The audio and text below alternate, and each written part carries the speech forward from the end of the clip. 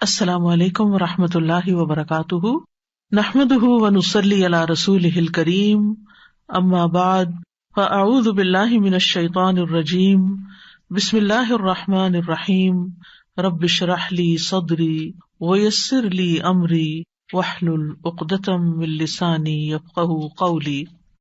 وَإِذَا سَأَلَكَ عِبَادِي عَنِّي فَإِنِّي قَرِيبٌ أُجِيبُ دَعْوَةَ الدَّاعِ إِذَا دَعَانِ فَلْيَسْتَجِيبُوا لِي وَلْيُؤْمِنُوا بِي لَعَلَّهُمْ يَرْشُدُونَ۔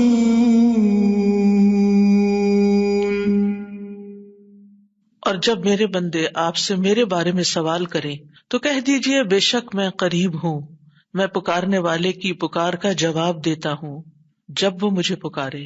تو ان کو چاہیے کہ وہ میرا حکم مانیں اور مجھ پر ایمان رکھیں تاکہ وہ ہدایت پا جائیں۔ بلا شبہ یقیناً اللہ سبحانہ تعالی قریب ہے، اللہ تعالی ہماری پکار سنتا ہے، نہ صرف یہ کہ سنتا ہے بلکہ جواب بھی دیتا ہے، ہماری دعائیں قبول فرماتا ہے، لہٰذا ہمیں اس کو پکارتے رہنا چاہیے، دعائیں مانگتے رہنا چاہیے۔ دعا مانگنا افضل ترین عبادت ہے، دعا میں استعمال کیا ہوا وقت عبادت شمار ہوتا ہے، اور اگر ہم چاہتے ہیں کہ ہماری دعائیں قبول ہوں تو پھر ہمیں بھی اللہ تعالیٰ کے احکامات کو قبول کرنا چاہیے، اس کی باتیں بھی ماننی چاہیے، اور اللہ تعالیٰ پر ایمان رکھنا چاہیے، بھروسہ رکھنا چاہیے، اعتماد کرنا چاہیے کہ وہ ہماری دعاؤں کو رائے گاں نہیں جانے دے گا بلکہ انہیں قبولیت کا شرف عطا کرے گا جیسا کہ اس کا وعدہ ہے، اور وہ اپنے وعدوں کے خلاف نہیں کرتا، اور اس طرح انسان صحیح راستہ پا جاتا ہے، زندگی کی مشکلات آسان ہو جاتی ہیں۔ سورۃ ہود میں اللہ تعالیٰ فرماتے ہیں فَاسْتَغْفِرُوهُ ثُمَّ تُوبُوا إِلَيْهِ إِنَّ رَبِّي قَرِيبٌ مُجِيبٌ۔ سو اس سے بخشش مانگو پھر اس کی طرف پلٹ آؤ، یقیناً میرا رب قریب ہے، قبول کرنے والا ہے۔ اگر ہم چاہتے ہیں کہ ہماری دعائیں قبول ہوں تو ہمیں ان چیزوں کو جو ہمارے اور دعاؤں کی قبولیت کے راستے میں حائل ہیں، یعنی ہماری اپنی غلطیاں، ہماری کوتاہیاں، ہماری خطائیں، ہمارے گناہ، ہماری نافرمانیاں، ان کو راستے سے ہٹانا چاہیے، ان سے توبہ بھی کرنی چاہیے، ان کو چھوڑ دینا چاہیے، اور ان کی بخشش کے لیے اللہ تعالیٰ سے دعا بھی کرنی چاہیے۔ فاستغفروہ ثم توبوا الیہ ان ربی قریب مجیب۔ رب تو دور نہیں، وہ تو قبول کرے گا، لیکن ہم بھی تو وہ کام کریں کہ جس سے ہماری دعائیں قبول ہو جائیں۔ دعاؤں کی قبولیت کے بارے میں ہم پڑھ رہے تھے کہ قبولیت بڑھ جاتی ہے جب ہم اللہ تعالیٰ کے سامنے اپنی حاجت پیش کرنے سے پہلے تسبیح کرتے ہیں، درود پڑھتے ہیں۔ جب ہم درود پڑھ لیتے ہیں تو پھر اللہ سبحانہ تعالیٰ ہم سے راضی ہوتا ہے۔ ارشاد باری تعالیٰ ہے ان اللہ وملائکتہ یصلون علی النبی یا ایہا الذین آمنوا صلوا علیہ وسلموا تسلیما۔ ابن مسعود کہتے ہیں جب کوئی آدمی اللہ سے سوال کرنے کا ارادہ کرے تو پہلے وہ اللہ کی ایسی حمد و ثنا بیان کرے جو اس کے لائق ہے، پھر نبی صلی اللہ علیہ وسلم پر درود بھیجے، اس کے بعد دعا کرے۔ اس طرح کرنے سے ممکن ہوگا کہ وہ کامیاب ہو جائے، یعنی اپنی مطلوبہ چیز کو پا لے، اس کی دعا قبول ہو جائے۔ حضرت علی رضی اللہ عنہ کہتے ہیں ہر دعا روک دی جاتی ہے یہاں تک کہ محمد صلی اللہ علیہ وسلم پر درود پڑھا جائے۔ یہ ان کے احساسات ہیں اور وہ سمجھتے ہیں کہ یہ درود ہی دعاؤں کو آگے بڑھانے والا ہے۔ مناوی کہتے ہیں کل دعاء محجوب، یعنی ہر دعا سے قبولیت روک دی جاتی ہے یہاں تک کہ دعا کرنے والا نبی صلی اللہ علیہ وسلم پر درود پڑھتا ہے، یعنی دعا اللہ کی طرف نہیں اٹھتی یہاں تک کہ اس کے ساتھ نبی صلی اللہ علیہ وسلم پر درود کو نہ ملایا جائے، کیونکہ درود دعا کی قبولیت کا وسیلہ ہے۔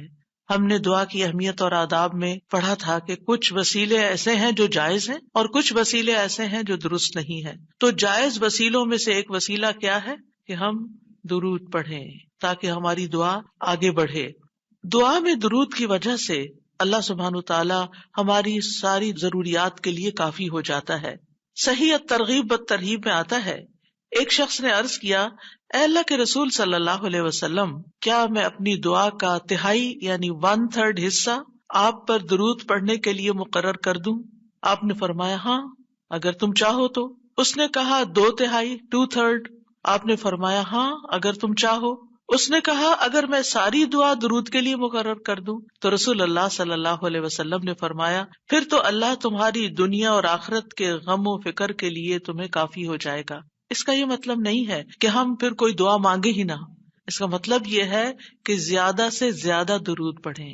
یعنی دعائیں تو ہم مخصوص وقت میں پڑھتے ہیں یا پھر جب کوئی ضرورت پیش آتی ہے، لیکن درود ہم ہر وقت پڑھ سکتے ہیں. یعنی ہماری روزانہ کی جو روٹین ہے، چلتے پھرتے اٹھتے بیٹھتے، کیونکہ کچھ لوگوں نے اس کے ساتھ بھی بڑی پابندیاں عائد کی ہوئی ہیں کہ بغیر وضو کے درود نہ پڑھا جائے، سر پہ دوپٹے کے بغیر درود نہ پڑھا جائے، راستے میں کہیں درود نہ پڑھے. ایسا کچھ نہیں ہے. دعا ہو، ذکر ہو، درود ہو، وضو کے ساتھ، وضو کے بغیر، راستے میں، سوتے جاگتے اٹھتے بیٹھتے، ہر جگہ پڑھ سکتے ہیں. صرف یہ ہے کہ نماز جو ہے وہ وضو کے بغیر نہیں ہوتی، وہ پوری طرح سطر ڈھانکے بغیر نہیں ہوتی. آپ لمبی سے لمبی نماز پڑھ رہے ہیں لیکن آپ نے ایسا دوپٹہ اوڑا ہوا ہے کہ آپ کے بال جھلک رہے ہیں تو آپ کی نماز نہیں ہوگی، آپ کی محنت ضائع ہو جائے گی. لیکن درود شریف کے وقت اگر آپ کام کر رہے ہیں، مثلاً کھانا پکا رہے ہیں اور آپ نے دوپٹہ اتار کے ایک طرف رکھا ہوا ہے کہ بار بار وہ بیچ میں اٹک رہا ہے، تو کوئی حرج نہیں، سر ننگا بھی ہے تو درود شریف پڑھ سکتے ہیں. تو درود شریف پڑھتے رہنے سے انسان کے سارے مسائل حل ہو جاتے ہیں. خاص طور پر اگر آپ کے دل پر بوجھ ہے، غم ہے، پریشانی ہے، تو درود ان چیزوں کو دور کرنے والا ہے، ان کا ازالہ کرنے والا ہے.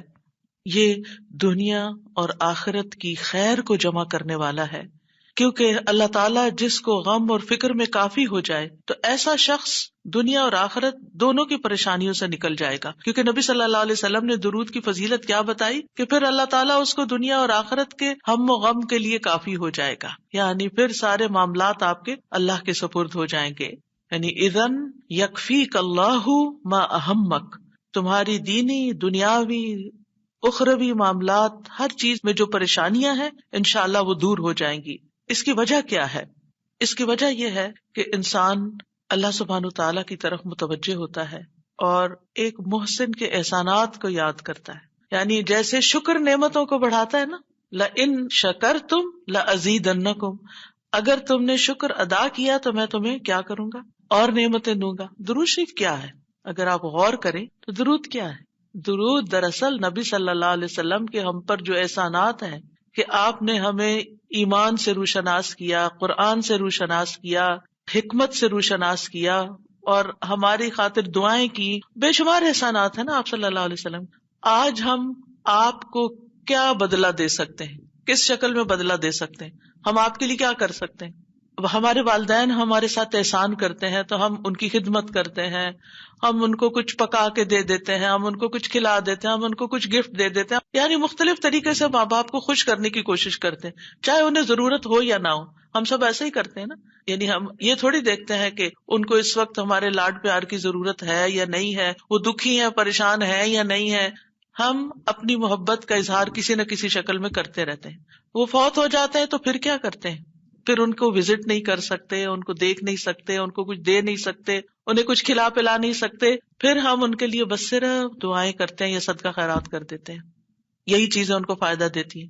نبی صلی اللہ علیہ وسلم کے احسانات ہم پر سب انسانوں سے زیادہ ہیں، ہمارے ماں باپ سے بھی زیادہ ہیں ہم پر. اگر ہم سیرہ پڑھیں اور دیکھیں کہ آپ نے کتنے دکھ اٹھائے، کتنے غم اٹھائے، کتنی پریشانیوں سے گزرے، تو حیران ہو جاتا ہے انسان کہ اتنی بھی سچی خیر خواہی کسی انسان کے اندر ہو سکتی.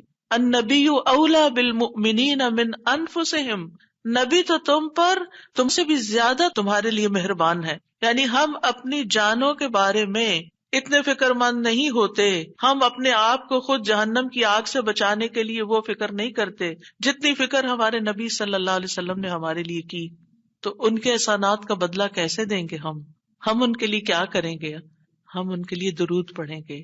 تو یہ درود کا پڑھنا آپ کے احسانات کا بدلہ تو ہم کہاں سے دے سکتے ہیں، لیکن اس کے جواب میں ایک شکریہ ادا کرنے کا انداز ہے. ان کی مہربانیوں کو اکنالج کرتے ہیں.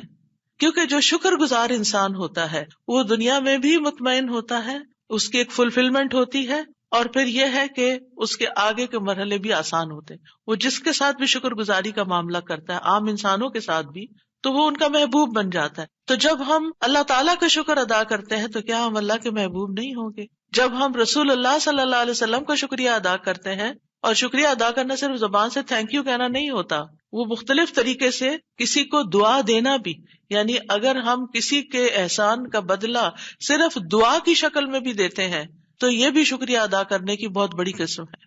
اور پلٹ کر واپس تو اپنے اوپر ہی آتا ہے.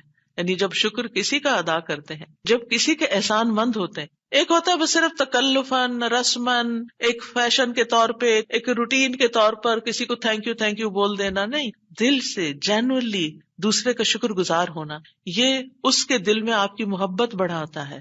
اس میں آپ کی نیت یہ نہیں ہوتی کہ وہ مجھ سے محبت کرے، نہیں، آپ اس کو اکنالج کر رہے ہوتے ہیں، اس کا احسان مان رہے ہوتے ہیں، اور اللہ تعالیٰ اس کے دل میں آپ کی محبت ڈال دیتا ہے. اور جو ناشکرے انسان ہوتے ہیں، جو ناقدرے ہوتے ہیں، سب سے پہلے تو ہم اللہ ہی کے حق میں ناقدرے، وما قدر اللہ حق قدری، ہم نے اللہ کی قدر ہی نہیں کی جیسا قدر کرنے کا حق ہے. ہم نے نبی صلی اللہ علیہ وسلم کی قدر ہی نہیں کی جیسا کہ قدر کرنے کا حق ہے. تو ہماری یہ تسبیحات اور ہمارا یہ درود شریف اس قدر کی طرف بڑھنے کا ایک چھوٹا سا جسچر ہے کہ ہم واقعی اس بات کو مانتے ہیں کہ ان کے ہم پر احسانات تھے. لہٰذا جب ہم درود پڑھتے ہیں تو اس کا مطلب یہ ہے کہ ہم نے باقی چیزیں چھوڑی اور ہم آپ کا حق ادا کرنے کی طرف متوجہ ہو گئے. تو یہ چیز اللہ تعالیٰ کو کتنی پسند آتی ہوگی کہ یہ اپنے لیے کچھ نہیں مانگ رہا، اپنے لیے نہیں کچھ مانگ رہا، اپنی باتیں نہیں کر رہا، یہ اپنے غموں کو بھول کے، اپنے کاموں کو چھوڑ کے صرف نبی صلی اللہ علیہ وسلم پر درود بھیج رہا، یعنی ان کا احسان مان کر ان کا شکریہ ادا کرتے ہوئے ان کے لیے دعا کر رہا ہے. نبی صلی اللہ علیہ وسلم اللہ تعالیٰ کے محبوب ہیں، سب سے بہترین بندے ہیں، سب سے بہترین نبی ہیں. اللہ تعالیٰ ان سے محبت کرتا ہے. اللہ تعالیٰ فرماتے ہیں قل ان کنتم تحبون اللہ فاتبعونی یحببکم اللہ، کہہ دیجیے اگر تم اللہ سے محبت کرتے ہو میری اتباع کرو، اللہ تم سے محبت کرے گا. تو نبی صلی اللہ علیہ وسلم کی اتباع ہو، آپ کی سنتوں پر عمل کرنا ہو، آپ پر درود پڑھنا ہو، یہ سب کس میں اضافہ کرتا ہے؟ اللہ کی محبت بندے کو ملتی ہے. یحببکم اللہ، اللہ تم سے محبت کرے گا. اور اللہ تعالیٰ جس سے محبت کرے پھر اس کی تو بات ہی کیا، سیجعل لہم الرحمن ودا، اس کے مسائل کیسے حل نہیں ہوں گے؟ اس کے مسائل ضرور حل ہوں گے، اس کے غم دور ہوں گے، اس کی پریشانیاں دور ہوں گی. لہٰذا جب ہم اس سٹیٹ میں آ جاتے ہیں تو پھر آپ دیکھیں کہ یہ درجہ اس سے بھی بڑھ جاتا ہے جو ہم اپنے لیے خود کچھ مانگ رہے ہوتے ہیں نا. کیونکہ جب آپ کو کسی سے محبت ہوتی ہے تو آپ اس کے لیے کچھ بھی کرنے کو تیار ہوتے ہیں. یہ تو انسان کا حال ہے، انسان کی محبت ہے نا. تو جس انسان سے اللہ کو محبت ہو پھر اس کے مسئلے کیسے حل نہیں ہوں گے؟ اللہ سبحانہ وتعالیٰ اس کے لیے بہترین چیزیں کیوں نہیں کریں گے؟ تو اس طرح یہ درود جو ہے وہ دعا سے بھی بازی لے جاتا ہے کہ انسان اللہ کی محبت حاصل کر لیتا ہے، اور اس کے نتیجے میں دعائیں قبول ہوتی ہیں اور اللہ تعالیٰ کی طرف سے رحمتیں آتی ہیں، درجے بلند ہوتے ہیں، گناہ معاف ہوتے ہیں. لیکن اس کا یہ مطلب ہرگز نہیں کہ آپ باقی دعائیں نہ مانگیں، کیونکہ خود نبی صلی اللہ علیہ وسلم نے ساری دعائیں مانگی ہیں. یہ جو ہم آپ کو جتنی بھی دعائیں سکھا رہے ہیں یہ مصنون دعائیں ہیں، ان کو دعا سمجھ کے پڑھیں اور اس کو ریپیٹڈلی پڑھیں، کیونکہ دعا میں تکرار بھی ضروری ہے. ہم آداب میں پڑھ چکے ہیں، اصرار ضروری ہے، تکرار ضروری ہے، افتقار ضروری ہے. تو اپنی محتاجی، اپنی عاجزی، اپنی ہمبلنس کو ظاہر کرتے ہوئے اللہ تعالیٰ سے مانگتے رہیں. تو درود جو ہے اس کے بارے میں جو قرآن مجید میں آتا ہے، آیت دوبارہ سنتے ہیں. ان اللہ وملائکتہ یصلون علی النبی یا ایہا الذین آمنوا صلوا علیہ وسلموا تسلیما. بے شک اللہ اور اس کے فرشتے نبی پر رحمت بھیجتے ہیں. اے لوگو جو ایمان لائے ہو تم بھی ان پر درود بھیجو اور خوب خوب سلام بھی بھیجتے رہا کرو. ان اللہ وملائکتہ یصلون علی النبی، اللہ سبحانہ وتعالی خود اور اس کے فرشتے نبی صلی اللہ علیہ وسلم پر درود بھیجتے ہیں. اللہ سبحانہ وتعالی درود بھیجتے ہیں، اس کا کیا مطلب ہے؟ یعنی اللہ سبحانہ وتعالی ملائے اعلیٰ میں، آسمانوں کی بلند مجلس میں اپنے بندے اپنے نبی محمد صلی اللہ علیہ وسلم کی تعریف کرتے ہیں، ان کے بلند مرتبے اور ان کی بلند شان کی خبر دیتے ہیں. اللہ تعالیٰ ان کی خود تعریف کرتے ہیں، ثنا کرتے ہیں، آپ پر رحمتیں اور برکتیں نازل کرتے ہیں. اور فرشتے بھی درود بھیجتے ہیں، جیسے فرشتے تسبیح کرتے ہیں نا، اور جیسے کائنات کی باقی چیزیں سب اللہ کی حمد و ثنا کرتے ہیں، تو نبی صلی اللہ علیہ وسلم پر بھی فرشتے درود بھیجتے ہیں. اور ان کا درود بھیجنا کیا ہے کہ آپ کے لیے رحمت اور مغفرت اور بلندی درجات کی دعا. یعنی ایک تو فرشتے ایمان والوں کے لیے دعا کرتے ہیں، دوسرا یہ کہ فرشتے نبی صلی اللہ علیہ وسلم کے لیے خاص دعائیں کرتے ہیں. تو اگر اللہ تعالیٰ ان پہ درود بھیجتا ہے، ان پہ رحمتیں نازل کرتا ہے، فرشتے درود بھیجتے ہیں، تو پھر اہل ایمان کو کیا کرنا چاہیے؟ پہلے اللہ تعالیٰ اور فرشتوں کی بات کی گئی تاکہ ہمارے اندر بھی شوق پیدا ہو کہ ہم بھی درود بھیجیں. یا ایھا الذین آمنوا صلوا علیہ وسلموا تسلیما، کہ اے ایمان والو تم بھی آپ پر خوب خوب درود اور سلام بھیجو، صلاۃ و سلام بھیجو. یعنی پہلے آسمان والوں کی خبر دی گئی کہ فرشتے ایسا کر رہے ہیں، پھر زمین والوں کو حکم دیا جا رہا ہے کہ تم بھی ایسا کرو. قرطبی کہتے ہیں اس آیت کے ذریعے اللہ نے اپنے رسول کو آپ کی زندگی میں، یعنی رسول اللہ صلی اللہ علیہ وسلم کی زندگی میں اور آپ کی وفات کے بعد آپ کو شرف و مرتبہ بخشا ہے، اور آپ کے مقام اور مرتبے کو بیان کیا ہے کہ آپ کا کیا مقام ہے، تاکہ ہم ایمان والے اس مقام کو سمجھیں. تو دوسرے لفظوں میں آپ صلی اللہ علیہ وسلم کے لیے اوپر کے جہان اور نیچے کے جہان میں تعریفیں ہوتی ہیں. یعنی ہم بھی آپ کی تعریف کرتے ہیں اور فرشتے بھی آپ کی تعریف کرتے ہیں، ہم بھی آپ کے لیے دعائیں کرتے ہیں، فرشتے بھی آپ کے لیے دعائیں کرتے ہیں. اور اللہ سبحانہ وتعالی ملائے اعلیٰ میں مقرب فرشتوں کے پاس اپنے نبی کی تعریف کرتے ہیں. آپ دیکھیں کہ دنیا میں طرح طرح کی مجالس ہوتی ہیں نا، کچھ مجالس بڑی خاص ہوتی ہیں، خاص لوگ صرف انوائٹیڈ ہوتے ہیں، ہر کوئی نہیں وہاں جا سکتا. آسمانوں میں بھی خاص مجالس، اللہ سبحانہ وتعالیٰ کے جو خاص مقرب فرشتے ہیں جنہیں وہ حکم دیا گیا تھا کہ آدم کو سجدہ کرو، جن کے سامنے اللہ تعالیٰ نے یہ بات رکھی تھی کہ میں آدم کو پیدا کرنے جا رہا ہوں. یہ گیدرنگ جو ہے اس کو ملائے اعلیٰ کہتے ہیں. ملا کہتے ہیں سرداروں کو، اور اعلیٰ کہتے ہیں بلند سردار. تو یہ ایلیٹ کلاس ہے فرشتوں کی کہ جس کے سامنے اللہ سبحانہ وتعالیٰ نے حضرت آدم کی پیدائش کی بات کی تھی اور پھر اس کے بعد سجدے کا حکم دیا گیا تھا. تو مقرب فرشتوں کے درمیان یا ان کے پاس اللہ سبحانہ وتعالیٰ نبی صلی اللہ علیہ وسلم کی تعریف کرتے ہیں. ذرا سوچئے، امیجن کیجئے فرشتوں کی مجلس. ویسے تو کوئی فرشتہ اللہ کی نافرمانی نہیں کرتا، ہر فرشتہ اطاعت گزار ہے، ہر فرشتہ اللہ کی بات مان. یفعلون ما یؤمرون، لپکتے ہیں، دوڑتے ہیں، بھاگتے ہیں، تیز بھاگتے ہیں ایک دوسرے سے. فالسابقات سبقا، ایک دوسرے سے سبقت لے جاتے ہیں اللہ کا حکم ماننے میں. یعنی فرشتوں کا یہ حال ہے. لیکن ان کی کیٹیگریز ہیں. سورۃ فاطر کے شروع میں کیا آتا ہے؟ جاعل الملائکۃ رسلا اولی اجنحۃ مثنی وثلاث ورباع ویزید فی الخلق ما یشاء. 2 پروں والے فرشتے بھی ہیں، 3 والے بھی ہیں، 4 والے بھی ہیں، اور پھر اللہ جتنی چاہتا ہے بڑھا دیتا ہے. جبریل علیہ السلام کے تو 600 پر ہیں. سوچئے کیا کیفیت ہوگی ان کی. اور پھر جو حاملین عرش فرشتے ہیں، ان کے کندھے سے لے کے یہاں کان کی لو تک 700 سال کا فاصلہ ہے. اتنا عرصہ کوئی سفر کرتا رہے.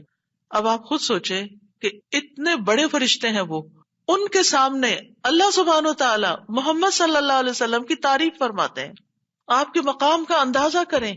کیا ہم نے قدر کی اپنے نبی کی؟ ہم کیا درود پڑھتے ہیں، ہم کیا تعریف کرتے ہیں، ہم کتنا جانتے ہیں آپ کو، ہم آپ کی سنت کو کیا سمجھتے ہیں. حدیث، یہ تو حدیث ہے، یہ قرآن تو نہیں ہے. استغفر اللہ.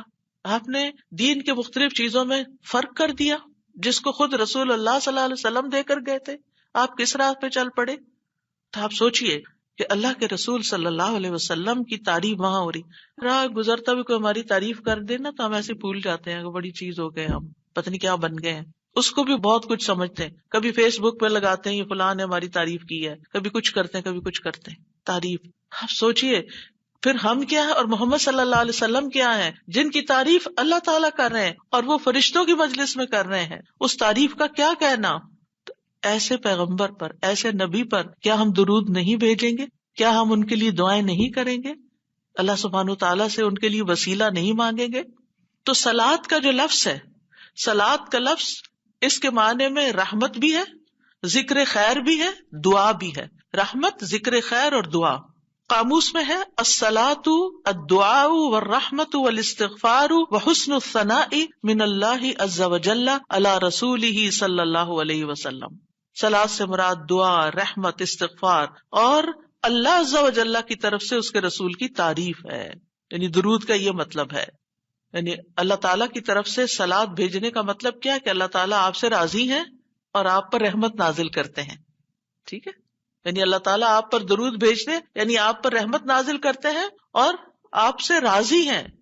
ابن قیم کہتے ہیں نبی صلی اللہ علیہ وسلم پر اللہ کے صلاۃ بھیجنے سے مراد اللہ سبحانہ تعالیٰ کا آپ کی تعریف کرنا ہے اور آپ کی دیکھ بھال کرنا ہے اور آپ کے شرف کو ظاہر کرنا ہے اور آپ کی فضیلت اور حرمت کو ثابت کرنا ہے. اور فرشتوں کے صلاۃ بھیجنے کا مطلب کہ وہ دعا کے معنی میں ہے کہ وہ نبی صلی اللہ علیہ وسلم کے لیے دعا مانگتے ہیں. اور یہ بھی ممکن ہے کہ وہ اللہ سبحانہ تعالیٰ کے ساتھ مل کر نبی صلی اللہ علیہ وسلم کی تعریف کرتے ہیں کہ فرشتے بھی آپ کی تعریف کرتے ہیں.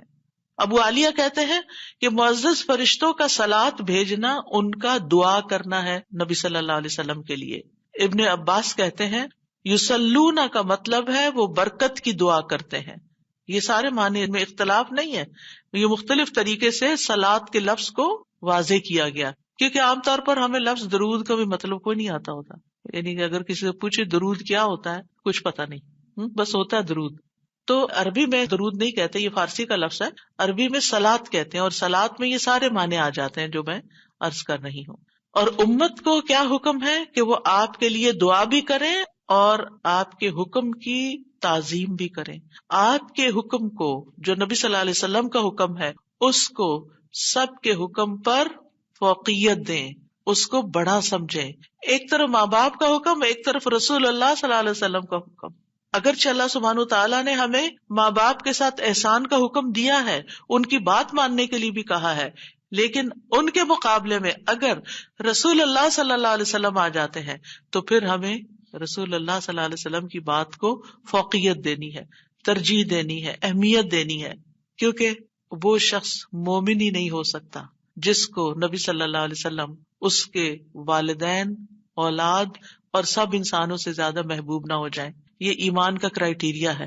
سارے انسانوں، چاہے کوئی کتنے بڑے بڑے اسکالرز ہوں، سائنٹسٹ ہوں، ریسرچرز ہوں، چاند پہ جانے والے لوگ ہوں، جو مرضی ہوں، جہاں رسول اللہ صلی اللہ علیہ وسلم کی بات آ گئی، یہ بات سچی ہے. صدق اللہ و رسولہ، اللہ اور اس کے رسول نے سچ کہا ہے. صحیح اوتھینٹک حدیث سامنے آ گئی ہے، ایسا ہی کرنا چاہیے. ریسرچز کہتی ہیں شہد نہ کھایا جائے کیونکہ اس میں بہت سویٹنس ہے.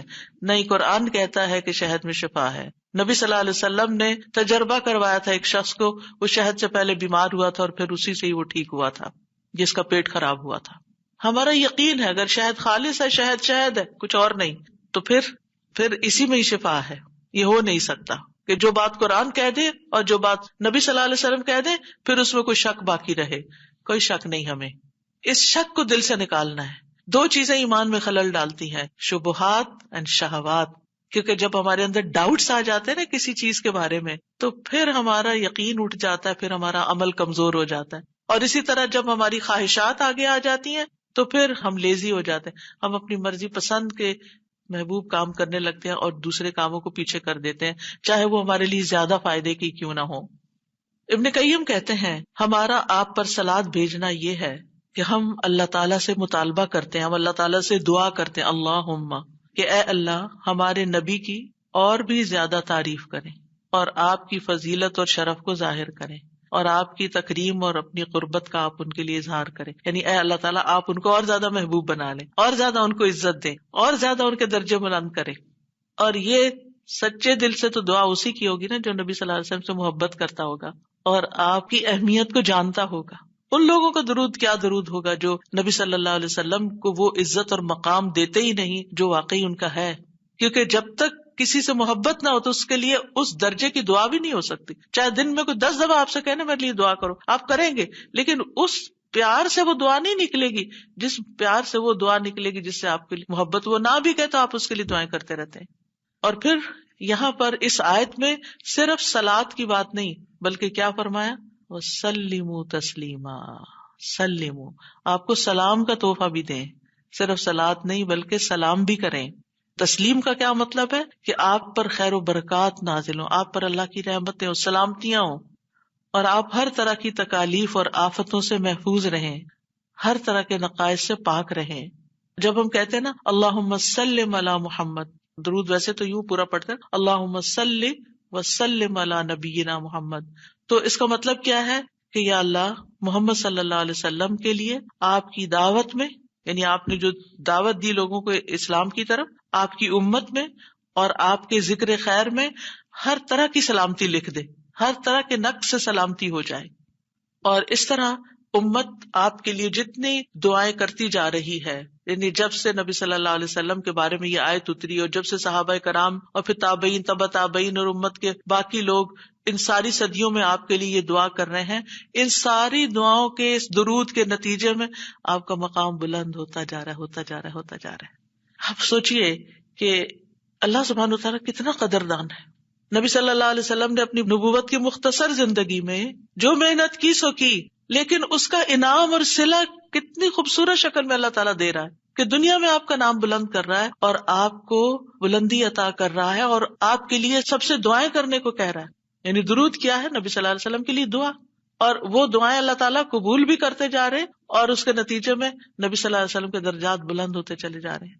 تو سوچئے جو سنت کی پیروی کرے گا، جو آپ کے مشن کو آگے لے کے بڑھے گا، جو اخلاص کے ساتھ اس رستے کو اپنائے گا، جو یہی کام کرے گا جو محمد صلی اللہ علیہ وسلم نے کیے، جو آپ کا پیروکار ہوگا، جو آپ کی سنت کا متبع ہوگا، جو آپ کے اس مشن یعنی دین کی تبلیغ کے کام کو آگے لے کر بڑھے گا، کیا اللہ تعالیٰ اس کو ایسے ہی چھوڑ دیں گے؟ کیا اللہ سبحانہ تعالیٰ اس کی قدر نہیں کریں گے؟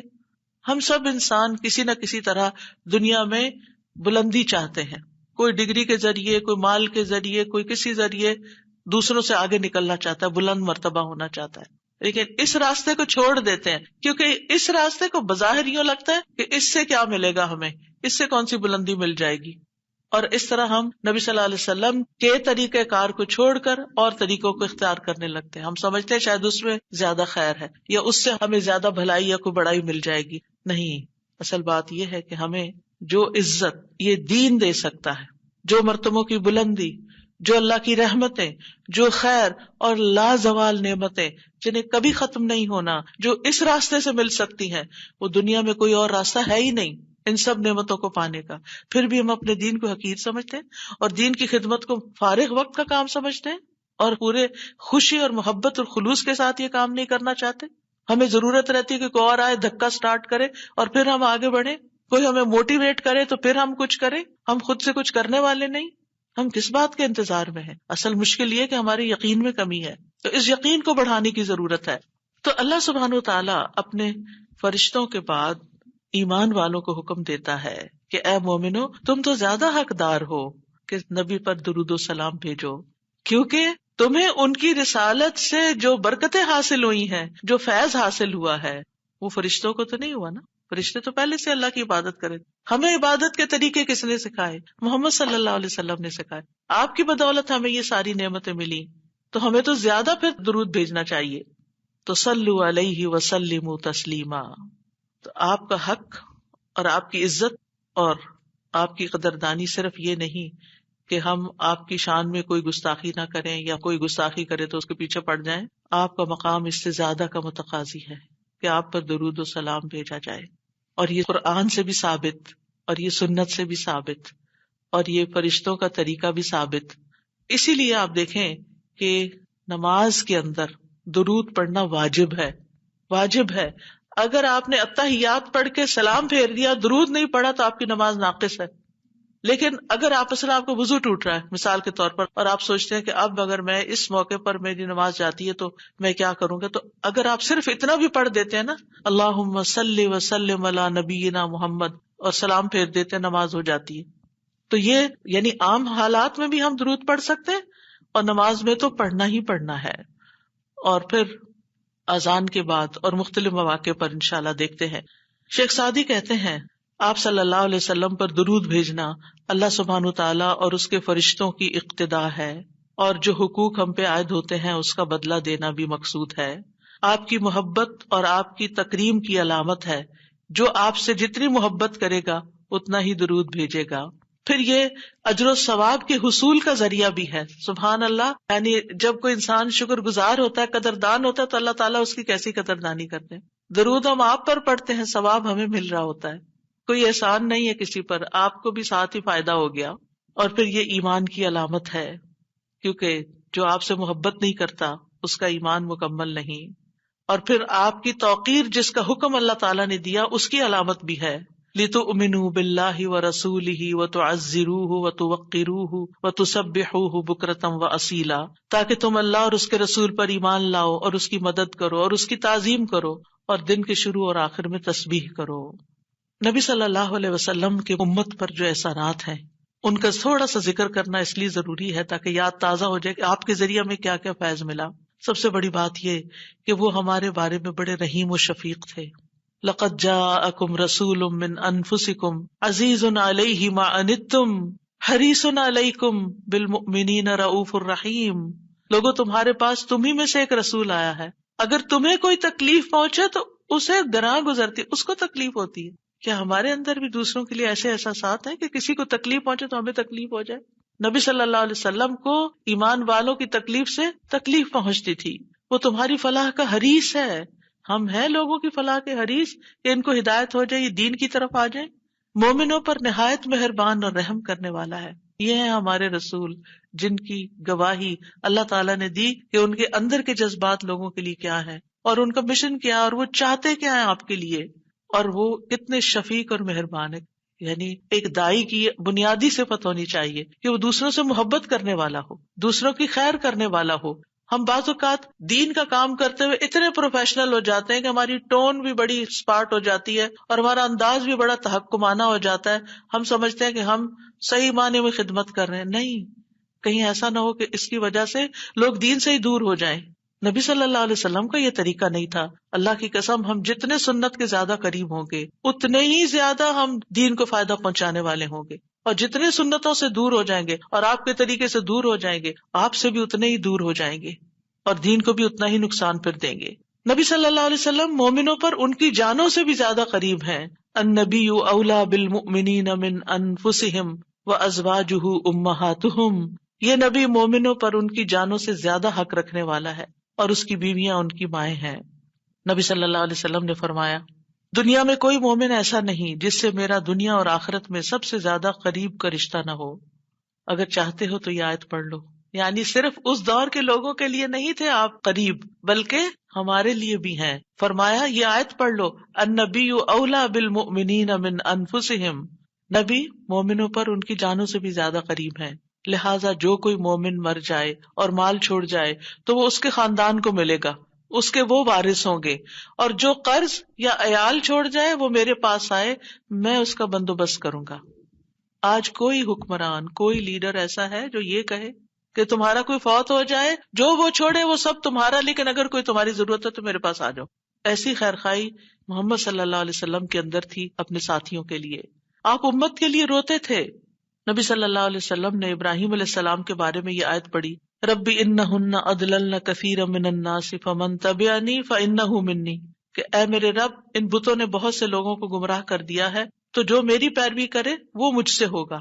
اور یہ آیت جس میں عیسیٰ علیہ السلام کہتے ہیں ان تعذبہم فانہم عبادک وان تغفر لہم فانک انت العزیز الحکیم. اے اللہ اگر تو انہیں عذاب دے، یعنی جو میرے پیروکار ہیں، تو تیرے بندے ہیں دے دے، اور اگر تو بخش دے تو بے شک تو عزیز الحکیم ہے. نبی صلی اللہ علیہ وسلم نے کیا فرمایا؟ ابراہیم علیہ السلام نے کہا بس وہ میرے ہیں جو میری پیروی کرے. عیسیٰ علیہ السلام نے کہا تیرے بندے ہیں، تو چاہے تو سزا دے. نبی صلی اللہ علیہ وسلم کو دیکھیے. پھر آپ نے یہ دو آیتیں پڑھ کے اپنے ہاتھ اٹھائے اور فرمایا اے اللہ میری امت میری امت، امتی امتی، اور آپ رونے لگ گئے. یہ آپ کے دل میں امت کے لیے پیار تھا. امت کے دل میں محمد صلی اللہ علیہ وسلم کے لیے کیا محبت ہے. تو اللہ عز و جل نے فرمایا اے جبریل جاؤ محمد کے پاس، حالانکہ تیرا رب خوب جانتا ہے، اور ان سے پوچھو کہ کیوں رو رہے ہیں. جبریل علیہ السلام آپ کی خدمت میں آئے اور آپ سے رونے کی وجہ پوچھی تو رسول اللہ صلی اللہ علیہ وسلم نے انہیں بتا دیا کہ میں اپنی امت کے لیے رو رہا ہوں، حالانکہ اللہ سب سے زیادہ جاننے والا ہے. تو اللہ تعالیٰ نے فرمایا اے جبریل محمد کی طرف جاؤ اور ان سے کہہ دو کہ ہم آپ کو آپ کی امت کے بارے میں ضرور راضی کر دیں گے اور ہم آپ کو غمگین نہیں کریں گے. اتنے حریص تھے وہ ہماری نجات کے اور ہماری فلاح کے. تو کیا وہ والدین سے بھی زیادہ پھر مہربان نہیں ہم پر؟ ہمارے ماں باپ ہماری دنیا کا غم کرتے ہیں، ہماری دنیا کی فکریں کرتے ہیں، ان کو کھانا کہاں سے ملے گا، ان کے فلاں چیز کا کیا ہوگا، فلاں چیز کا کیا ہوگا۔ نبی صلی اللہ علیہ وسلم ہماری دنیا کے تو پیچھے ہو گیا نا، کہ جس کا عیال ہو، قرض دار ہو، میرے پاس آ جائے، لیکن ہماری آخرت کی فکر کرتے ہیں کہ میری امت کی بخشش ہوگی کہ نہیں ہوگی۔ ایک دفعہ کوئی لا الہ الا اللہ محمد الرسول اللہ کہہ کر اس دین میں داخل ہو جاتا ہے تو پھر محمد صلی اللہ علیہ وسلم اس کے لیے مہربان ہو جاتے ہیں، اس کے لیے غمگین ہو جاتے ہیں کہ اس کی بخشش ہو جائے۔ آپ ہر نماز میں امت کے لیے دعائیں کرتے تھے، ہر نماز میں۔ حضرت عائشہ کہتی ہیں میں نے رسول اللہ صلی اللہ علیہ وسلم کو خوش طبیعت دیکھ کر کہا اے اللہ کے رسول میرے لیے اللہ تعالیٰ سے دعا کریں۔ آپ نے فرمایا اللہم اغفر لعائشہ ما تقدم من ذنبها وما تأخر وما اسرت وما اعلنت، اے اللہ عائشہ کے سب گناہ بخش دے، جو اس نے پہلے کیے، جو بعد میں کیے، جو چھپا کے کیے، جو اعلانیہ کیے۔ خوشی سے حضرت عائشہ نے ہنسنا شروع کر دیا، یہاں تک کہ ہنستے ہنستے ان کا سر رسول اللہ صلی اللہ علیہ وسلم کی گود میں جا پڑا۔ آپ نے پوچھا کیا تمہیں میری دعا نے خوش کر دیا؟ انہوں نے کہا بھلا مجھے کیا ہے کہ آپ کی دعا خوش نہ کرے، آپ کی دعا سے ہی خوش ہوئی ہوں۔ آپ نے فرمایا اللہ کی قسم میں ہر نماز میں اپنی امت کے لیے یہ دعا کرتا ہوں۔ یہ احسانات ہیں آپ کے ہم پر، اور آپ نے اپنی مقبول ترین دعا جو تھی اپنی امت کے لیے محفوظ کر لی۔ نبی صلی اللہ علیہ وسلم نے فرمایا مجھ سے کہا گیا آپ مانگیں، کیونکہ ہر نبی نے مانگا ہے، ہر نبی کو ایک مقبول دعا دی گئی ہے کہ جو اللہ تعالیٰ ضرور قبول کرے گا، لیکن میں نے اپنا سوال قیامت کے دن کے لیے مؤخر کر دیا، ڈیلے کر دیا، وہاں جا کے مانگوں گا اور وہ تمہارے لیے ہوگا، اور لا الہ الا اللہ کی گواہی دینے والے ہر شخص کے لیے ہوگا۔ ہمیں اگر اللہ تعالیٰ کی طرف سے یہ پیغام آئے کہ کوئی ایک دعا مانگ لو وہ ضرور قبول ہوگی، تو ہم تو جھٹ سے اپنے لیے کوئی دنیا کی دعا مانگ لیں گے جو جلد ختم بھی ہو جانے والی۔ اس سے آپ کی حکمت کا اندازہ لگائیں اور ہمارے لیے آپ کی محبت کا اندازہ کریں۔ آپ کی وجہ سے امت کو شفاعت ملے گی۔ نبی صلی اللہ علیہ وسلم نے فرمایا مجھے 5 چیزیں ایسی دی گئیں جو مجھ سے پہلے کسی کو نہیں دی گئی، ان میں سے ایک مجھے شفاعت عطا کی گئی، یعنی نبی صلی اللہ علیہ وسلم کو شفاعت کا حق دیا گیا۔ نبی صلی اللہ علیہ وسلم امت کی شفاعت کی خاطر تمام رات فکر مند رہے۔ ابو ذر کہتے ہیں ایک مرتبہ رسول اللہ صلی اللہ علیہ وسلم نے نماز شروع کی اور ساری رات صبح تک ایک ہی آیت رکوع اور سجود میں پڑھتے رہے کہ اے اللہ اگر تو انہیں عذاب میں مبتلا کر دے تو یہ تیرے بندے ہیں، اور اگر تو انہیں معاف کر دے تو تو بڑا غالب حکمت والا ہے۔ جب صبح ہوئی تو میں نے عرض کیا یا رسول اللہ آپ ساری رات صبح تک رکوع اور سجود میں ایک ہی آیت پڑھتے رہے؟ آپ دیکھیے کہ وہ جو سوال اکثر آتا ہے نا کہ سجدے میں قرآنی دعا پڑھ سکتے ہیں یا نہیں، اس کا یہ جواب ہے، ٹھیک ہے، کہ قرآنی آیت جو دعا کی شکل میں ہو وہ پڑھ سکتے ہیں۔ آپ صلی اللہ علیہ وسلم نے فرمایا میں اپنے رب سے اپنی امت کے لیے سفارش کا حق مانگ رہا تھا، یہ دعا کر کے امت کے لیے سفارش کا حق مانگ رہا تھا جو اللہ نے مجھے عطا کر دیا، اور انشاءاللہ یہ ہر اس شخص کو نصیب ہوگی جو اللہ کے ساتھ کسی کو شریک نہیں ٹھہراتا، شرک نہیں کرتا۔ ابن عباس کہتے ہیں رسول اللہ صلی اللہ علیہ وسلم نے فرمایا اللہ نے میرے لیے میری امت کی غلطی اور بھول چوک اور جس پر ان کو مجبور کر دیا جائے اس سے درگزر فرمایا ہے، اور یہ بھی آپ کا ایک احسان ہے ہم پر۔ نبی صلی اللہ علیہ وسلم نے اپنی امت کو مشقت میں نہیں ڈالا، بس وہ کام سکھائے جو وہ کر سکتے تھے آسانی سے۔ آپ صلی اللہ علیہ وسلم نے فرمایا اگر میری امت پر مشقت نہ ہوتی تو میں انہیں ہر نماز کے وقت وضو کرنے کا حکم دیتا، یعنی چاہے وضو ہوتا پھر بھی دوبارہ حکم دیتا، لیکن اگر وضو ہے تو دوبارہ نہ بھی کرو، یہ آسانی دی آپ نے۔ آپ اپنی امتیوں کو آگ سے بچانے کی شدید حرص رکھتے تھے۔ نبی صلی اللہ علیہ وسلم نے ایک مرتبہ فرمایا میری مثال اور لوگوں کی مثال اس شخص کی طرح ہے جس نے آگ روشن کی، جب اس کے چاروں طرف روشنی پھیل گئی تو پروانے اور کیڑے مکوڑے جو آگ پہ گرتے ہیں اس میں گرنے لگے۔ وہ آدمی ان کو آگ سے دور کرتا ہے لیکن وہ اس کے قابو میں نہیں آتے بلکہ آگ میں داخل ہو جاتے ہیں۔ اسی طرح میں تمہاری کمروں سے پکڑ پکڑ کر تمہیں آگ سے روکتا ہوں اور تم اس میں گرتے جاتے ہو، یعنی میں تمہیں روکتا ہوں کہ وہ غلط کام نہیں کرو کہ جو آگ کی طرف لے جانے والے ہیں، اور تم رک نہیں رہے۔ اسی طرح آپ صلی اللہ علیہ وسلم نے اپنے بعد آنے والے امتیوں کے لیے بھی محبت کا اظہار کیا ہے۔ حدیث میں آتا ہے آپ نے فرمایا کاش میں اپنے بھائیوں سے مل پاتا۔ نبی صلی اللہ علیہ وسلم کے صحابہ نے عرض کیا کیا ہم آپ کے بھائی نہیں؟ آپ نے فرمایا تم میرے صحابہ ہو، میرے بھائی وہ لوگ ہیں جو مجھ پر ایمان لائے ہوں گے لیکن میری زیارت نہ کر سکے ہوں گے، یعنی آپ کے بعد دنیا میں آئے ہیں۔ پھر یہ ہے کہ درود شریف پڑھنے کے فائدے کیا ہیں؟ یہ تو تھا کہ آپ کے احسانات ہیں ہم پر، لہٰذا ہمیں انسان ہونے کی حیثیت سے ہمارے اوپر لازم ہے کہ احسان کا بدلہ چکائے اور ہم آپ پر درود پڑھیں۔ لیکن ویسے فائدے کیا ہیں؟ ایک بار درود بھیجنے پر 10 رحمتیں ملتی ہیں، صحیح مسلم کی روایت میں آتا ہے۔ سنن نسائی میں آتا ہے جو شخص مجھ پر 1 مرتبہ درود بھیجے گا اللہ اس پر 10 مرتبہ رحمتیں نازل کرے گا، اس کے 10 گناہ معاف ہوں گے، اس کے 10 درجات بلند ہوں گے۔ ایک اور روایت میں آتا ہے جو شخص میری امت میں مجھ پر اخلاص سے دل سے 1 بار درود پڑھے گا تو اللہ اس وجہ سے اس پر 10 رحمتیں بھیجے گا اور اس کی وجہ سے اس کے 10 درجے بلند فرمائے گا، اس کے لیے 10 نیکیاں لکھے گا، 10 گناہ معاف فرما دے گا۔ فائدے ہی فائدے، برکتیں ملیں گی۔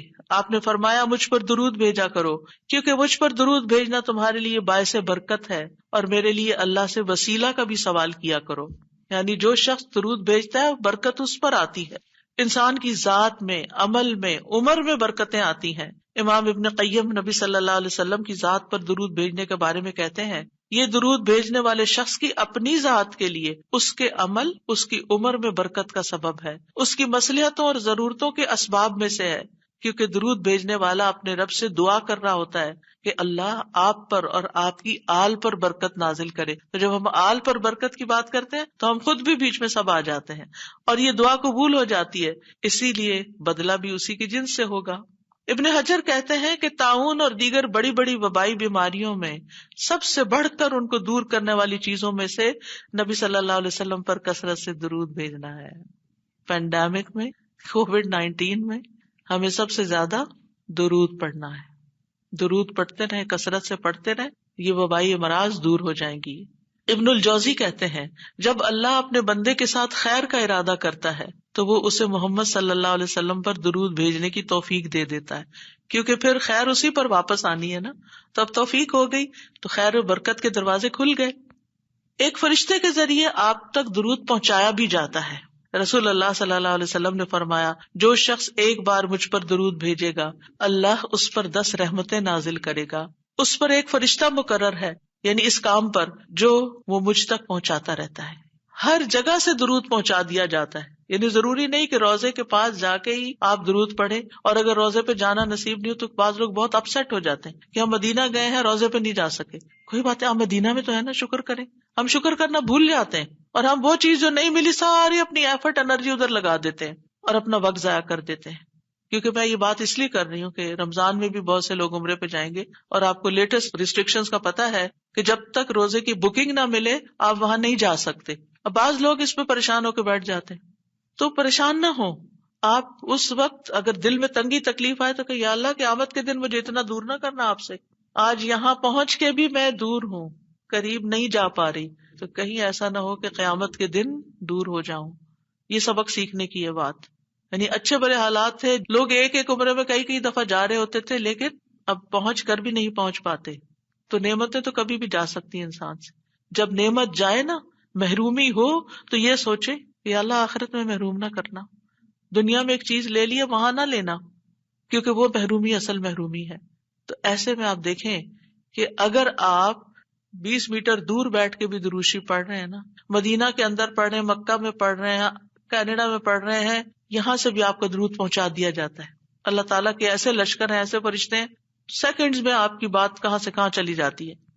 کیا یہ امیزنگ نہیں؟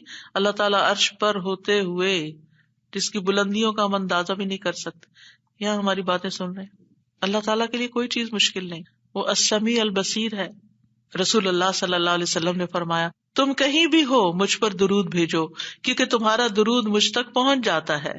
پھر یہ کہ نبی صلی اللہ علیہ وسلم کی سفارش کے مستحق ہو جاتے ہیں وہ جو آپ پر درود بھیجتے ہیں۔ آپ نے فرمایا جو میرے اوپر درود بھیجتا ہے یا میرے لیے وسیلہ مانگتا ہے، قیامت کے دن اس کے لیے میری شفاعت ثابت ہو جائے گی۔ یہ وسیلہ وہ خاص مقام ہے ایک جنت میں جو صرف ایک شخص کو ملے گا، اور وہ آپ صلی اللہ علیہ وسلم کے لیے ہم مانگتے ہیں کہ وہ سب سے اعلیٰ ترین مقام ہمارے نبی محمد صلی اللہ علیہ وسلم کو ملے۔ درود نہ پڑھنے والا بخیل ہے۔ آپ نے فرمایا جس کے سامنے میرا ذکر ہو اور وہ مجھ پر درود نہ بھیجے وہ بخیل ہے۔ درود نہ پڑھنے والے کے لیے دوری اور رسوائی ہے۔ مالک بن حویرث کہتے ہیں رسول اللہ صلی اللہ علیہ وسلم ممبر پر چڑھے، جب پہلی سیڑھی پر چڑھے تو فرمایا آمین، پھر دوسری پر چڑھے تو فرمایا آمین، پھر تیسری پر چڑھے تو فرمایا آمین، پھر فرمایا میرے پاس جبریل آئے اور فرمایا اے محمد جس نے رمضان کا مہینہ پایا پھر اس کی بخشش نہ ہو سکی تو اللہ اس کو اپنی رحمت سے دور کر دے۔ میں نے کہا آمین۔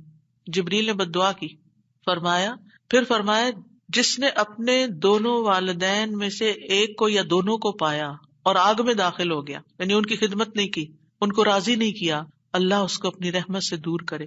میں نے کہا آمین. دعا جبریل مانگ رہے ہیں اور آمین محمد صلی اللہ علیہ وسلم کہہ رہے ہیں. فرمایا جس کے سامنے آپ کا ذکر آیا اور اس نے آپ پر درود نہیں پڑھا، اللہ اس کو اپنی رحمت سے دور کر دے. کہیے آمین. میں نے کہا آمین. ایک اور روایت میں آتا ہے وہ شخص رسوا ہوا جس کے سامنے آپ کا ذکر آیا اور اس نے آپ پر درود نہیں پڑھا. میں نے کہا آمین.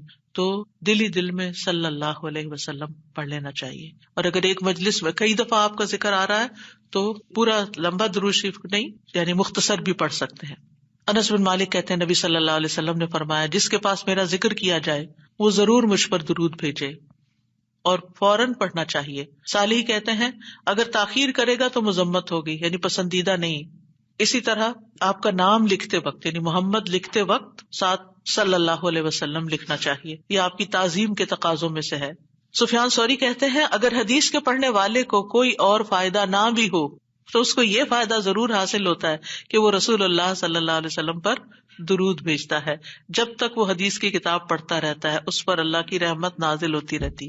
اگر آپ بخاری کی کلاس میں بیٹھے ہوئے ہیں اور بار بار درود آ رہا ہے، اگر آپ کو حدیثیں نہیں بھی سمجھ آ رہی تب بھی آپ پر رحمت آ رہی ہے. پھر اذان کے بعد نبی صلی اللہ علیہ وسلم نے فرمایا جب تم مؤذن کو سنو تو اسی طرح کہو جیسے وہ کہتا ہے، پھر مجھ پہ درود بھیجو، کیونکہ جو مجھ پر ایک دفعہ درود بھیجتا ہے اللہ تعالیٰ اس کے بدلے میں اس پر 10 رحمتیں نازل فرماتا ہے. پھر مسجد میں داخل ہوتے وقت نبی صلی اللہ علیہ وسلم جب مسجد میں داخل ہوتے تو پہلے درود و سلام پڑھتے تھے، پھر یہ پڑھتے اللہم اغفر لی ذنوبی وافتح لی ابواب رحمتک. اگر ایک سٹینڈی بنوا کے سامنے رکھ دی جائے نا اللہم صلی وسلم علی نبینا محمد اور اس کے نیچے یہ والی دعا لکھ کے، تو اس سے کیا ہوگا کہ جو بھی داخل ہوگا نظر پڑے گی تو ریمائنڈر ہو جائے گا. پھر ہر نماز کے پہلے اور آخری تشہد میں درود شریف پڑھنا، یعنی آپ صلی اللہ علیہ وسلم پہلے میں بھی پڑھتے تھے، تو اگر پہلے میں پڑھ لیا جائے کبھی تو سجدہ صاحب کرنے کی نہیں ضرورت. پھر اسی طرح یہ کہ صفا مروہ کی سعی کرتے وقت وہاں پر جب آپ چکر لگا رہے ہوتے ہیں تو ساتھ ساتھ درود بھی پڑھتے جائیں، یعنی دعائیں کرنے کے علاوہ. یعنی عام طور پہ ہم صرف اور مختصر اذکار یا دعاؤں پہ زیادہ رکھتے ہیں، درود بھول جاتے ہیں. اور خصوصاً جب ہم صفا کے پاس کھڑے ہوں، حضرت عمر کہتے ہیں کہ جب تم آؤ تو بیت اللہ کے ساتھ چکر لگاؤ اور پھر مقام ابراہیم پہ 2 رکعت پڑھو، پھر صفا کے پاس آؤ، کھڑے ہو جاؤ، بیت اللہ نظر آئے، 7 بار اللہ اکبر کہو، ہر 2 تکبیروں کے درمیان اللہ کی حمد و ثنا کرو اور درود بھی بھیجو، اپنے لیے دعا مانگو، اور مروہ پہاڑی پر بھی ایسا ہی کرو. پھر جمعہ کے دن اور رات نبی صلی اللہ علیہ وسلم نے فرمایا جمعہ کے دن اور رات کو کثرت سے مجھ پر درود بھیجو، بس جو آدمی ایک دفعہ درود بھیجے گا اللہ اس پر 10 رحمتیں نازل کرے گا. نماز جنازہ کی دوسری تکبیر کے بعد قنوت نازلہ پڑھتے وقت دعا کے شروع، آغاز اور اختتام پر مجالس میں، یعنی جس مجلس میں آپ بیٹھیں چاہے دنیا کے مجلس تو اس میں بھی بیٹھے بیٹھے درود پڑھیں. نبی صلی اللہ علیہ وسلم نے فرمایا جو لوگ کسی جگہ پر مجلس کریں، بیٹھے ہیں باتیں کر رہے ہیں لیکن نہ اس میں اللہ کا ذکر کریں نہ اپنے نبی پر درود بھیجیں تو وہ ان کے لیے نقصان کا باعث ہوگی. پھر اگر اللہ چاہے تو انہیں عذاب دے، اگر چاہے تو انہیں بخش دے. تو اس لیے درود وہاں بھی ضروری ہے. اور ایک اور روایت میں آتا ہے کہ قیامت کے دن ایسی مجلس ان کے لیے حسرت کا باعث ہوگی، اگرچہ وہ اپنے اجر و ثواب کی بنا پہ جنت میں داخل بھی ہو جائیں لیکن انہیں اس مجلس پہ حسرت ہوگا ہم وہاں بیٹھے تھے اور ہم نے ایک دفعہ بھی درود نہیں پڑھا. نبی صلی اللہ علیہ وسلم کے علاوہ دیگر انبیاء پر بھی درود پڑھا جا سکتا ہے. آپ نے فرمایا اللہ کے نبیوں اور رسولوں پر درود بھیجو، اس لیے کہ اللہ نے انہیں بھی میری طرح مبعوث کیا تھا. اور بعض احادیث سے یہ پتہ چلتا ہے کہ جب آپ نبیوں کا تذکرہ کرتے تو ان کے ساتھ صلی اللہ علیہ وسلم کہتے تھے. اسی لیے آپ نے دیکھا کہ فقہ القلوب کی کتاب کے اندر دیگر انبیاء موسیٰ صلی اللہ علیہ وسلم لکھا ہوتا ہے. ہم حیران ہوتے ہیں کہ یہ کیوں؟ تو یہ بھی سنت سے ثابت ہے، کیونکہ نبی صلی اللہ علیہ وسلم نے جب انبیاء کا ذکر کیا اذهبوا الى ابراہیم صلی اللہ علیہ وسلم فیاتون موسیٰ صلی اللہ علیہ وسلم، اذهبوا الى عیسیٰ صلی اللہ علیہ وسلم، یعنی آپ جب یہ حدیث بیان کر رہے تھے تو نبیوں کے نام کے ساتھ یہ پڑھ رہے تھے. پھر یہ بھی ہے کہ صرف سنت سے ثابت شدہ درود پڑھنا چاہیے، یعنی من گڑت درود پڑھنے کی بجائے جو مسنون درود ہیں وہ پڑھنے چاہیے. ایک پیمفلٹ بھی تھا درود کا، ایک ہم نے کارڈ بنایا تھا، اس میں سارے ورژنز ہوں گے، ورنہ قرآنی اور مسنون دعاؤں کے شروع میں بھی 2-3 ورژنز موجود ہیں. تو اب میں بتا بھی دیتی ہوں. ایک درود ہے اللہم صلی علی محمد وعلی آل محمد، اے اللہ محمد اور آل محمد پر رحمت نازل فرما. یعنی جو ہم نے پیچھے وضاحت پڑھی کہ محمد صلی اللہ علیہ وسلم پر اللہ تعالیٰ اپنی رحمت نازل فرمائے اور آپ کی آل پر بھی رحمت نازل فرمائے. دوسرا ہے اللہم صلی علی محمد النبی الامی وعلی آل محمد. یہ بھی آپ پڑھ سکتے ہیں، مختلف اوقات میں مختلف پڑھ لیں. پھر نماز میں اللہم صلی علی محمد وعلی آل محمد کما صلیت علی ابراہیم وعلی آل ابراہیم انک حمید مجید. اللہم بارک علی محمد وعلی آل محمد کما بارکت علی ابراہیم وعلی آل ابراہیم انک حمید مجید. عبد الرحمن بن ابی لیلہ کہتے ہیں ایک مرتبہ کعب بن عجرہ مجھ سے ملے تو انہوں نے کہا میں تمہیں حدیث کا ایک تحفہ نہ دوں جو میں نے نبی صلی اللہ علیہ وسلم سے سنا تھا. میں نے عرض کیا جی ہاں مجھے یہ تحفہ ضرور عنایت کیجیے. انہوں نے کہا ہم نے رسول اللہ صلی اللہ علیہ وسلم سے سوال کیا، بس ہم نے کہا اللہ کے رسول آپ کے اہل بیت پر کس طرح درود بھیجیں، یعنی صرف آپ پر نہیں بلکہ آپ کے گھر والوں پر بھی، اہل بیت پر بھی. بے شک اللہ نے آپ پر سلام بھیجنے کا طریقہ تو ہمیں سکھا دیا ہے. تو اس پر آپ نے فرمایا یوں کہا کرو اللہم صلی علی محمد وعلی آل محمد کما صلیت علی ابراہیم وعلی آل ابراہیم انک حمید مجید. اللہم بارک علی محمد وعلی آل محمد کما بارکت علی ابراہیم وعلی آل ابراہیم انک حمید مجید. اور پھر یہ ہے کہ رحمت کے علاوہ یہاں برکت کی دعا بھی الگ طور پر کی گئی ہے.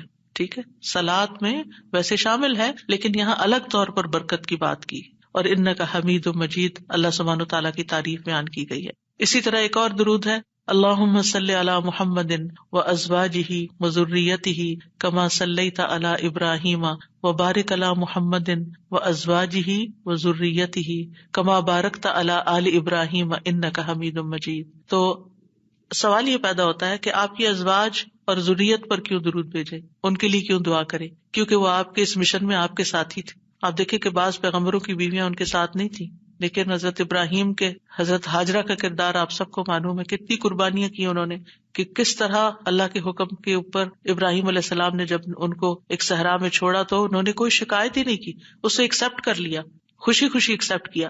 اور پھر حضرت سارہ بھی اسی طرح، لیکن حضرت نوح علیہ السلام اور حضرت لوط علیہ السلام کی بیویوں نے ساتھ نہیں دیا. تو نبی صلی اللہ علیہ وسلم کی ازواج نے آپ کا ساتھ دیا، اور خاص طور پر حضرت عائشہ رضی اللہ تعالیٰ عنہ نے کس طرح آپ کے علم کو آگے نصف صدی تک لوگوں کو پہنچایا جو علم کسی اور کے پاس نہیں تھا. اور اسی طرح پھر حضرت فاطمہ اور پھر حضرت فاطمہ کی اولاد، یہ سارے آپ کے خیر میں شریک تھے، یعنی جو آپ کا مشن تھا اس میں آپ کے شریک تھے.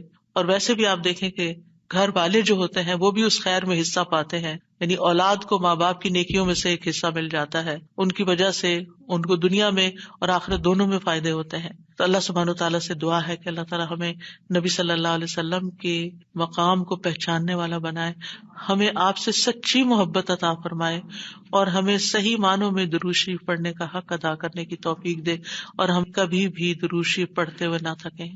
اللہم صلی وسلم وبارک علی محمد، اللہم صلی وسلم وبارک علی محمد، اللہم صلی وسلم وبارک علی محمد، اللہم صلی وسلم وبارک علی محمد، اللہم صلی وسلم وبارک علی محمد، اللہم صلی وسلم وبارک علی محمد، اللہم صلی وسلم وبارک علی محمد. وآخر دعوانا ان الحمد للہ رب العالمین. درود شریف کے بارے میں جو چیزیں آپ نے سیکھی اگر ان کو شیئر کرنا چاہیں تو موسٹ ویلکم. السلام علیکم. استاذہ ایک سوال ہے، جیسے ہم نے پڑھا کہ باقی سارے انبیاء کے نام لیتے ہوئے بھی درود پڑھنا چاہیے، تو ہم یوزلی علیہ السلام کہتے ہیں، جیسے موسیٰ علیہ السلام اور ابراہیم علیہ السلام، تو کیا وہ ہم درود و سلام کی ایک حصے کو لے لیتے ہیں پھر سلام پڑھ دیتے ہیں، تو پھر ہم علیہ السلام تو ٹھیک ہے، صلی اللہ علیہ وآلہ وسلم زیادہ بہتر ہے. یعنی کہ علماء نے پھر اس کو نبی صلی اللہ علیہ وسلم کے لیے عمومی طور پر خاص کر دیا، لیکن اگر کوئی کسی اور پیغمبر کے لیے بھی صلی اللہ علیہ وسلم کہے تو ہمیں اعتراض نہیں ہونا چاہیے، حیران نہیں ہونا چاہیے نا. کبھی وہ بلکہ کچھ نریشنز میں تو جبرائیل کے اوپر بھی صلی اللہ علیہ وسلم بالکل پڑھا جا رہا ہے. جی. تو اور دوسرا مجھے یہ پوچھنا تھا کہ جیسے ہم نبی صلی اللہ علیہ وسلم کا نام لکھتے ہیں تو اس پہ جو ہم صاد لکھ دیتے ہیں تو وہ کافی ہوتا ہے صلی اللہ علیہ وآلہ وسلم؟ اشارے کے طور پر کافی ہے، لیکن بہتر یہ کہ پورا لکھا جائے. جی. اور خاص طور پر آپ دیکھیے جب نام لکھا جائے آپ کا نا، محمد لفظ لکھا جائے، اس وقت لازماً صلی اللہ علیہ وسلم لکھے. ٹھیک ہے. جو مجھے اچھی بات لگی ہے کہ اگر ہم نے اپنی محبت نبی کریم صلی اللہ علیہ وسلم کے ساتھ چیک کرنی ہے تو اپنا درود چیک کریں کہ ہم کتنا. جی ہاں، اگر ہم یہ دیکھنا چاہتے ہیں کہ ہمیں واقعی نبی صلی اللہ علیہ وسلم سے کتنی محبت ہے تو پھر یہ دیکھنا چاہیے کہ ہمارے روزانہ کے اوراد میں اور روزانہ کی دعاؤں میں درود کا کتنا حصہ ہے. سر جی میں یہ سوچ رہی تھی کہ ہم اپنی دعاؤں کی قبولیت کے لیے کتنے وسیلے ڈھونڈتے رہتے ہیں، اور یہ کتنا آسان اور جائز وسیلہ ہے. حضرت علی کا قول بھی ہے کہ ہر دعا روک دی جاتی ہے جب تک کہ درود نہ پڑھا جائے. بالکل. دعا مانگنے میں جتنا ہم وقت لگاتے ہیں وہ بھی ہماری عبادت ہے. کیونکہ عموماً ہم نماز پڑھنے میں، قرآن پڑھنے میں تو اتنا ٹائم لگاتے ہیں، لیکن دعا مانگنے میں ہم بہت جلدی کرتے ہیں. تو اگر ہم وہ ٹائم یہ سوچ کے کہ ہم عبادت کر رہے ہیں تو وہ بھی ہمارا اس میں کاؤنٹ ہوگا. بالکل. اور ایک چیز استاد جی کہ جب ہم درود پڑھتے ہیں تو آمین جو ہے وہ کہنا چاہیے یا نہیں؟ کیونکہ بعضوں کو درود پڑھنے کے بعد آمین کہتے ہیں. نہیں، کوئی ایسی چیز تو نہیں آئی. ویسے بھی عمومی طور پر ہم ہر دعا کے بعد آمین کہتے ہیں، تو اس طرح کہہ دیں تو کوئی بات نہیں، لیکن اس کو اس کا حصہ نہ بنائیں. جیسے سورۃ فاتحہ کے بعد آمین کہتے ہیں لازمی طور پر. آپ نے جو بتایا تھا آپ صلی اللہ علیہ وسلم کے احسانات، تو ہم نے کبھی اس پر غور ہی نہیں کیا. اس میں ایک خاص مجھ کو یہی ابراہیم علیہ السلام نے جیسے کہا، پھر عیسیٰ علیہ السلام نے کہا، اور پھر آپ نے ہاتھ اٹھا کر امتیوں کے لیے دعا کی، تو اس کی محبت کو ہم قدر ہی نہیں کرتے. بالکل.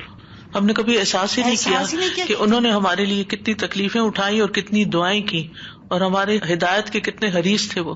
سر جی میں بھی یہ سوچ رہی تھی کہ ہم یہ بھول جاتے ہیں کہ کیا کچھ ہمارے نبی نے ہمارے لیے کیا، اور پھر ہم کچھ نہیں ان کے لیے اور کر سکتے سوائے اس کے کہ ہم ان کے اوپر درود بھیجیں اور ان کو خوش کریں کہ ہم آپ کو یاد کرتے ہیں، آپ ہمارے دلوں میں ہیں، ہم آپ کی سنت کی پیروی کرتے ہیں. سو یہ بات مجھے بہت اچھی لگی کہ ہمیں کچھ کرنے کو مل گیا ایکچولی. بالکل. سازا جی میں سوچ رہی تھی کہ جب آپ نے بتایا کہ نبی کریم صلی اللہ علیہ وسلم اپنی امت کے لیے فلاح کے حریص تھے کہ میری امت بس فلاح پا جائے، تو ہمیں ان کے حریص ہونا چاہیے کہ ان کا وسیلہ مل جائے اور ان کو درود شریف بھیجتے رہیں. تو ہمیں ان کا حریص ہونے کے لیے کثرت سے درود انشاءاللہ. بالکل. ویسے بھی یہ ہمارے ایمان کا حصہ ہے. ہمارا ایمان مکمل نہیں ہوتا جب تک ہم نبی صلی اللہ علیہ وسلم سے محبت نہ کریں، اور محبت ہمیشہ اظہار مانگتی ہے. یعنی آپ یہ نہیں کہہ سکتے میرے دل میں فلاں کی محبت ہے اور بس کافی ہے نا، دل میں بتانے کی کیا ضرورت ہے؟ کیا واقعی ایسے نہیں؟ ایک شخص نبی صلی اللہ علیہ وسلم کے پاس ہے اور کہنے لگا کہ مجھے فلاں سے محبت ہے. تو آپ نے اس سے پوچھا کہ کیا تم نے اس کو بتایا؟ اس نے کہا نہیں. فرمایا جاؤ اس کو بتاؤ. تو اگر آپ کو کسی انسان سے محبت ہے، اپنے بچوں سے محبت ہے، پیرنٹ سے محبت ہے، تو اس کا اظہار کرنا چاہیے کسی طریقے سے، چاہے زبان حال سے یا زبان قال سے. قال کا مطلب ہوتا ہے کہہ کے، اور حال کا مطلب ہوتا ہے کہ اپنے جسچر، اپنے ایکشن، اپنے عمل، اپنے معاملے، اپنے رویے کے ساتھ کہ ظاہر ہو وہ محبت. تو اگر ہمیں نبی صلی اللہ علیہ وسلم سے محبت ہے تو پھر وہ کس چیز سے ظاہر ہو رہی ہے؟ نہ ہم سنت کی پیروی کریں، نہ ہم درود شریف پڑھیں، نہ ان کے طریقے پسند کریں، اس کے مقابلے میں ہم دوسروں کے ایٹیکیٹس اور ان کے دیے ہوئے مینرز اور ان چیزوں کو زیادہ امپورٹینس دیں، اور ہم کسی اور کلچر کو ڈپکٹ کریں، تو پھر محبت تو اسی کلچر سے ہے نا جس کا ہم اظہار کر رہے ہیں اپنے عمل سے. تو نبی صلی اللہ علیہ وسلم سے اگر محبت ہے تو پھر سنت کی پیروی بھی کرنی ہوگی اور درود بھی پڑھنا ہوگا. میں یہ سوچ رہی تھی درود جب پڑھا تو دل کے اندر جذب اور کیفیت آپ سے محبت جو آ رہی تھی، اس کے ساتھ ساتھ میں یہ سوچ رہی تھی کہ اللہ تعالیٰ کا ہمارے اوپر کتنا بڑا احسان ہے کہ اللہ تعالیٰ جو کام خود کرتے ہیں اور وہ فرشتوں کو کرنے کو کہتے ہیں، اور اس کے اندر ہمیں بھی اللہ تعالیٰ نے حکم دیا کہ تم بھی شامل ہو جاؤ اس کے اندر. تو کتنا بڑا ایک اعزاز ہے کہ جو اللہ سبحانہ تعالیٰ نے ہمیں دیا، اور وہ اتنے خوبصورت الفاظ کی صورت میں ہمیں سکھایا، اور ہم اسے پڑھتے ہیں اور پھر درجے بلند ہوتے ہیں، ثواب اور وہ سب چیزیں الگ بات ہے، لیکن اس سے مجھے بہت خوشی ہو رہی تھی پڑھتے. الحمدللہ. میں ایک اور بات سوچ رہی تھی، کل بھی اسے بہت غور کر رہی تھی کہ بہت ضروری ہے کہ ہم سب سیرہ کو اسٹڈی کریں اور سنہ کو بھی اسٹڈی کیا کریں اور امپلیمنٹ کیا کریں جو بھی ہم کر سکتے ہیں اپنے حالات کے مطابق، کیونکہ یہ کر کے ہم زیادہ قریب ہو سکتے ہیں، سنہ کے قریب ہو کے ہم رسول اللہ صلی اللہ علیہ وسلم کے قریب ہو سکتے ہیں، اور تبھی ہم دین کا کوئی بہترین کام کر سکتے ہیں. بالکل. سبحانک اللہم و بحمدک، اشہد ان لا الہ الا انت، استغفرک و اتوب الیک. السلام علیکم و رحمۃ اللہ وبرکاتہ. اللهم صل على محمد وعلى آل محمد كما صليت على